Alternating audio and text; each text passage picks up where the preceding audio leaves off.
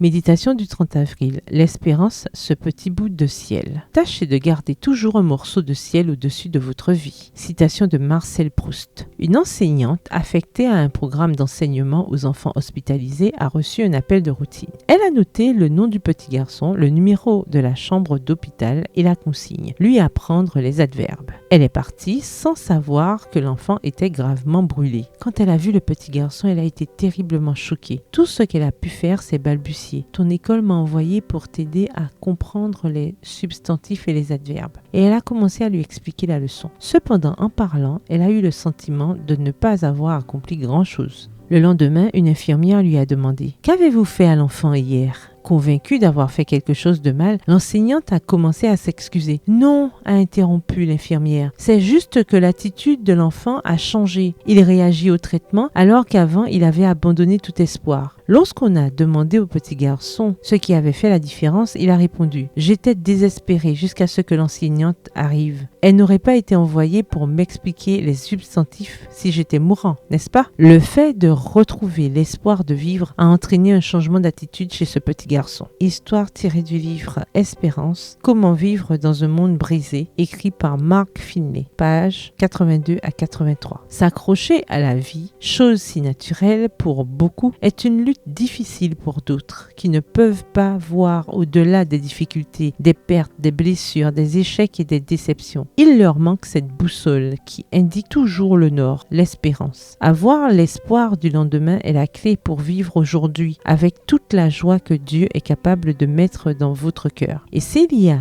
une espérance qui change vraiment tout, c'est l'espérance de la vie éternelle. Quoi qu'il arrive ici, ce qui nous attend là-bas en vaudra la peine et nous pourrons dire « Pourquoi t'as battu mon âme et gémis-tu sur moi? Attends-toi à Dieu, car je le célébrerai encore. » Psaume 42, le verset 12. Car Dieu ne fait pas passer ses enfants par des épreuves sans but précis. Il ne les conduit jamais différemment qu'ils auraient eux-mêmes choisi s'ils pouvaient, comme lui, voir la fin dès le commencement. Citation du livre Dans les lieux célestes, la lecture du 17 septembre à la page 268, livre écrit par Ellen G. White. Cher ami, que le Dieu de l'espérance vous remplisse de toute joie et de toute paix dans la foi pour que vous abondiez en espérance par la puissance du Saint-Esprit. Romains 15, verset 13. Le verset du jour se trouve dans Jérémie 29, le verset 11, dans la version Louis II. « Car je connais les projets que j'ai formés sur vous, dit l'Éternel, projets de paix et non de malheur, afin de vous donner un avenir et de l'espérance. » Bonne journée, que l'Éternel vous bénisse.